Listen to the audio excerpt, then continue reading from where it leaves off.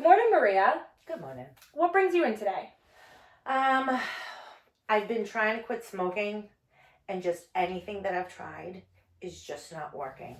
I'll go ahead and quit for a little while, and then something triggers it, and then I'm right back to where I started. So I just want to try something that will successfully help me actually quit.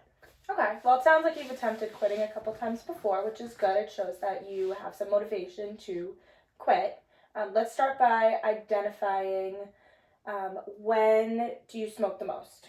So probably in the morning when I first wake up, definitely then. Afternoon, like as I'm taking breaks at work, definitely want a cigarette then. And probably in the evening after supper at the end of the night. Once everything's cleaned up, and then I feel like I need to. Okay. All right, so let's start by identifying some triggers. This is called behavioral monitoring, what behaviors are attached with your smoking. So give me an example of how you feel before, during, and after when you get these urges to smoke. So in the morning, I am tired, cranky. Afternoon, I don't know, then I start feeling guilty, but I'm still doing it. I don't know, I'm kind of all over the place. And after I smoke, I do feel, and it's probably mental, that's why I'm here seeing you, but I feel calm, more alert, like I can move on to my next task. All right, so our goal is going to be to keep calm and remove the cigarette, okay? So let's start brainstorming some substitutions, like things you can do that will give you that similar sense of calm without the cigarette. Okay. So what do you think would be some things that would make you feel calm, feel good in a moment that you feel stressed? I don't know, maybe getting up. Going outside for a long period of time, I feel like would make me want to, but maybe like taking like a 5-10 minute little walk around the office during the day when I'm home, or distract myself with something at home instead of going, maybe have a cup of coffee and not going for a cigarette, I guess, right? Okay, so this is called like stimulation control. So what can we do to break that habit, give you the same sense of calm?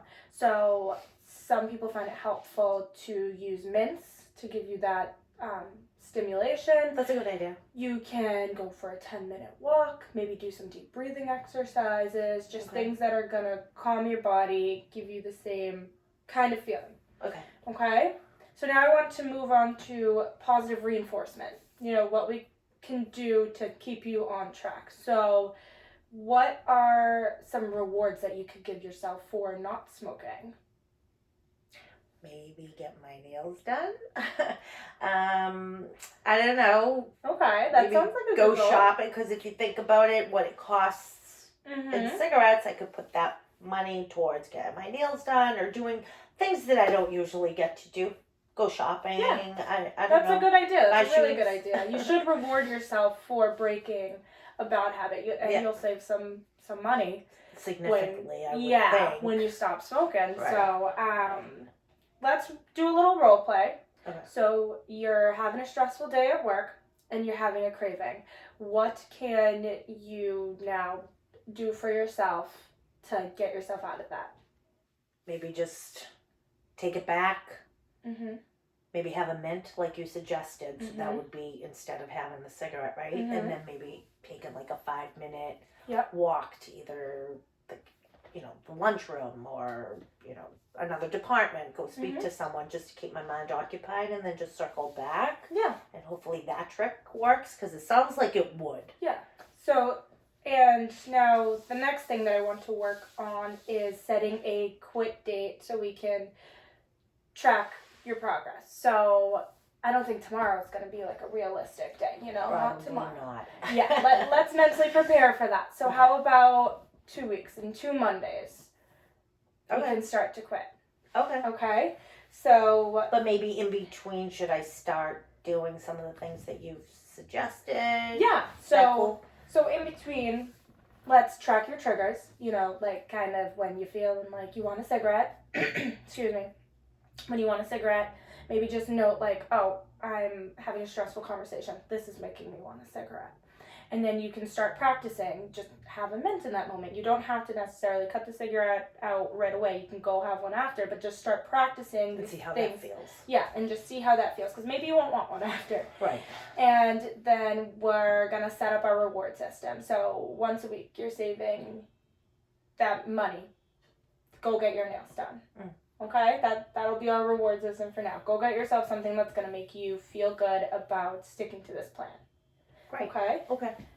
So now I just want to reflect on how you feel about this plan. How do you feel about this quitting plan? Honestly, I was nervous coming into this, but I feel better. I feel good about it.